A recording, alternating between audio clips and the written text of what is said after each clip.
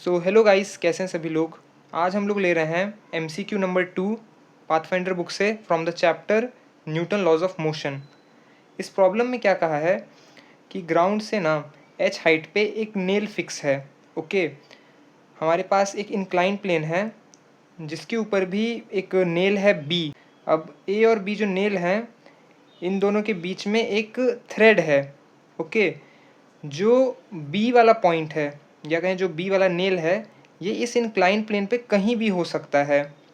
Okay, तो हमसे problem में पूछा गया है कि अगर ए पॉइंट से एक बीड को छोड़ा जाए तो ये ए बी लेंथ या कहो जो थ्रेड का लेंथ है कितना हो कि बीड मिनिमम टाइम में पहुंच जाए इस बी पॉइंट पे।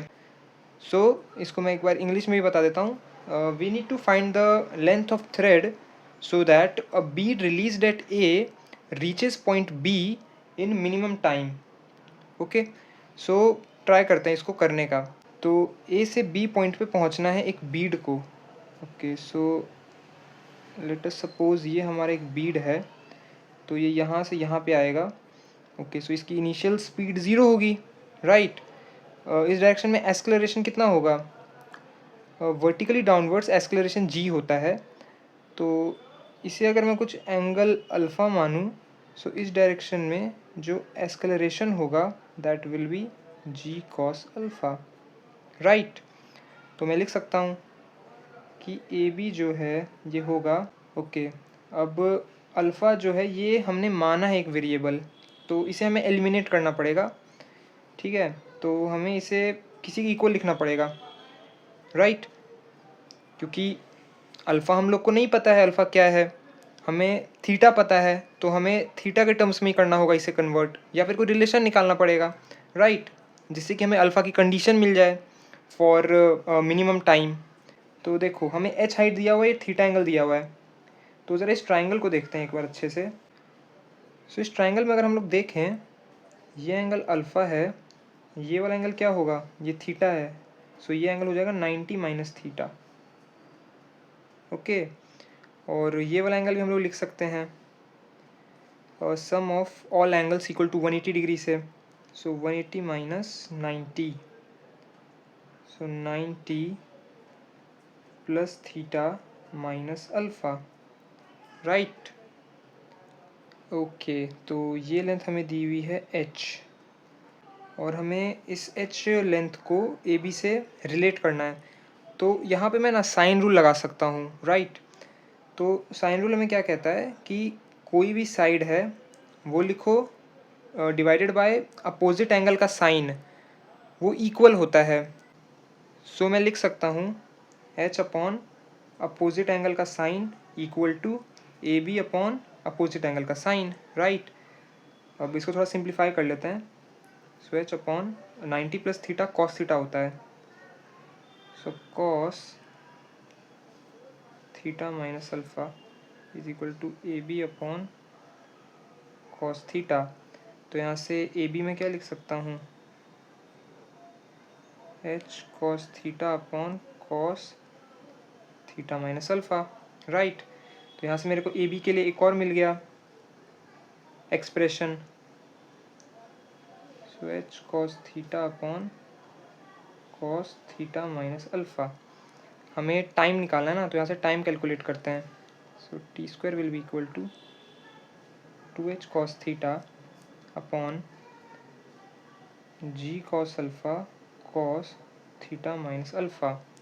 ओके, सो हमारे पास टाइम निकल गया, right, in terms of alpha. यानी कि जैसे जैसे हम लोग अल्फ़ा चेंज करेंगे वैसे वैसे टाइम चेंज होगा। तो हमसे कहा है कि क्या कंडीशन हो so that time is minimum, right. So इस टाइम को हमें मिनिमाइज़ करना है। तो न्यूमरेटर में देखो ये तो कांस्टेंट है क्योंकि थीटा तो हमारा फिक्स है ना, हमारे पास बस एक अल्फ़ा है जो कि वेरिएबल है। ओके, सो टाइम को मिनिमम करना है मीन्स हमें इसको मैक्सिमाइज़ करना है। तो यहाँ से तो कुछ नहीं दिख रहा है, इसको हम लोग कन्वर्ट करते हैं थोड़ा सा।